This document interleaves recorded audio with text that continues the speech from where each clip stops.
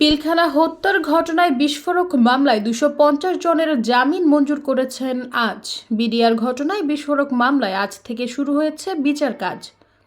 রবিবার কেরানীগঞ্জের কেন্দ্রীয় কারাগারের ভেতর ঢাকার বিশেষ ট্রাইব্যুনাল ১-এর বিচারক মোহাম্মদ ইব্রাহিম মিয়ার অস্থায়ী আদালত তাদের জামিন দেন। এ সময় রাষ্ট্রপক্ষের আইনজীবী বলেন, তৎকালীন প্রসিকিউশন এই বিস্ফোরক মামলাটি আটকে রাখে। তারা এই মামলার সাক্ষ্য দিচ্ছিল না। পরবর্তীতে অনেক দেরিতে তারা এই মামলার বিচার কাজ শুরু করে। ইতোমধ্যে হত্যা মামলাটিতে ২৭৭ জন আসামি নির্দোষ প্রমাণিত হয়ে খালাস পেয়েছিলেন। ২৫৬ জনের বিরুদ্ধে হত্যার অভিযোগ প্রমাণিত না হয় শুধু ১০ বছরের সাজা হয়েছিল ৩৮০ ধারায়।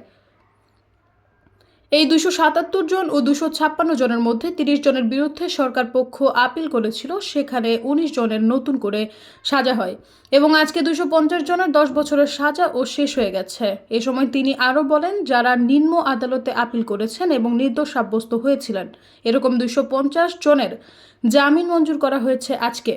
বিডিআর হত্যাকাণ্ডের পর দীর্ঘ ১৬ বছর ধরে হত্যা ও বিস্ফোরক আইনে করা মামলায় কারাভোগ করেছেন এসব আসামিরা। উল্লেখ্য, ২০০৯ সালে বিডিআর হত্যাকাণ্ডের মামলায় ২০১৩ সালে ২৭৭ জন নির্দোষ প্রমাণ হয়ে খালাস পান।